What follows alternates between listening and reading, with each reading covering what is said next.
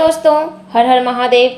आप सभी का हमारे इस YouTube चैनल में बहुत बहुत स्वागत करते हैं। दोस्तों, यह वीडियो आपके लिए काफ़ी ज़्यादा महत्वपूर्ण होने वाली है, क्योंकि आज हम बात करेंगे हमारे गुजरात में स्थित सोमनाथ मंदिर के इतिहास के बारे में। आज हम आपको ये जानकारी देंगे कि सोमनाथ मंदिर की रचना किस प्रकार से हुई है। तो दोस्तों, आइए हम जानते हैं और आपको ये भी बता दें कि अगर हमसे कोई गलती हुई हो तो हमें क्षमा कर दें। तो आगे हम बढ़ते हैं इनकी ओर। हमारा सोमनाथ मंदिर की कहानी इतिहास के विभिन्न युगों में बनती रही है। इसके निर्माण का विवादित इतिहास यह है कि मंदिर का निर्माण महाभारत काल में चंद्रभाग राज्य के राजा सोमदेव द्वारा हुआ था। यहाँ सोम राजा ने शिवलिंग की पूजा की थी और इसे सोमेश्वर नाम से जाना जाता था। और आपको ये बता दें, सोमनाथ मंदिर गुजरात में भारत में स्थित है और यह भारतीय इतिहास का एक प्रसिद्ध मंदिर है। इसकी कहानी में अंतर्राष्ट्रीय और धार्मिक महत्व जुड़े हुए हैं। हमारा सोमनाथ मंदिर हिंदू धर्म के एक प्रमुख ज्योतिर्लिंग में से एक है। यह भगवान शिव के उपास्य मंदिरों में से एक माना जाता है।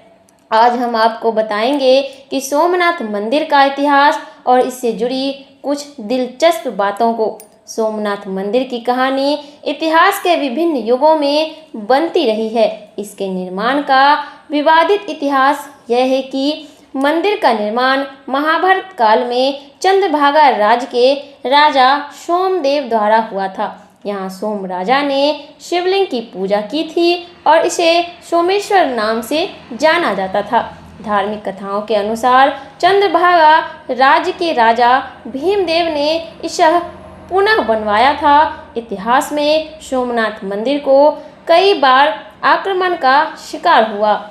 11वीं सदी में गजनी नामक अफगान सैन्याधीश इमादुद्दीन ने इसे तबाह कर दिया था। 12वीं सदी में गुजरात के राजा भीमदेव ने इसे तबाह कर दिया। उसके बाद इसे पुनः बनाया गया और इसे शिवलिंग में से एक ज्योतिर्लिंग के रूप में स्वीकार किया गया। सोमनाथ मंदिर के निर्माण में विभिन्न शैलियों और कला का सम्मिलन होता है। यह मंदिर प्राचीन भारतीय वास्तुकला की अद्भुतता का उदाहरण माना जाता है। इससे गुंबज, भव्य स्तंभ और विशेष शैली के अंगारे मंदिर की सुंदरता को और भी बढ़ाते हैं। सोमनाथ मंदिर आज एक प्रमुख पर्यटन स्थल है, जिसे हिंदू धर्म के श्रद्धालु और अन्य धर्मीय पर्यटक देखने के लिए आते हैं। मंदिर के समीप गुजरात के दूसरे पर्यटन स्थल भी हैं, जैसे कि सोमनाथ बीच, भालका तीर्थ, जूनागढ़ फोर्ट आदि। सोमनाथ मंदिर के निर्माण की कथा आपको बताते हैं।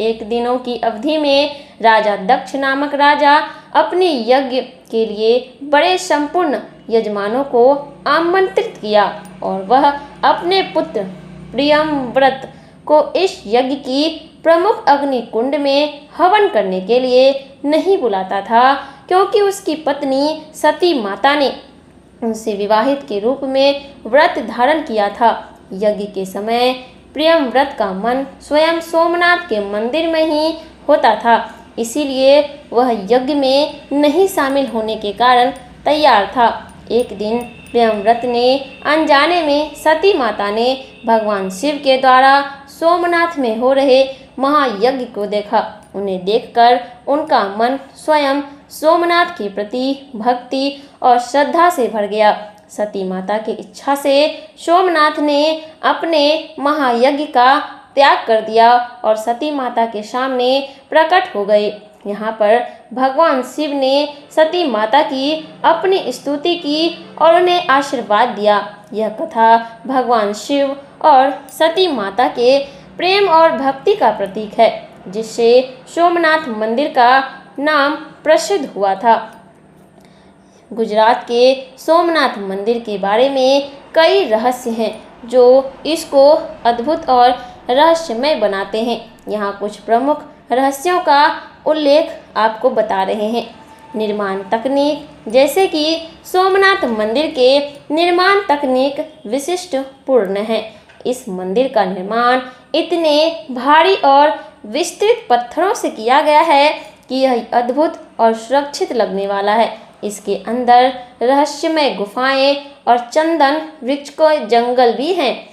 नागर वास्तुशास्त्र, सोमनाथ मंदिर एक प्राचीन भारतीय वास्तुशास्त्र के अनुसार निर्मित है। इसमें नागा चित्तेटकर का प्रभाव है, जो इसे और भी अधिक रहस्यमय बनाता है।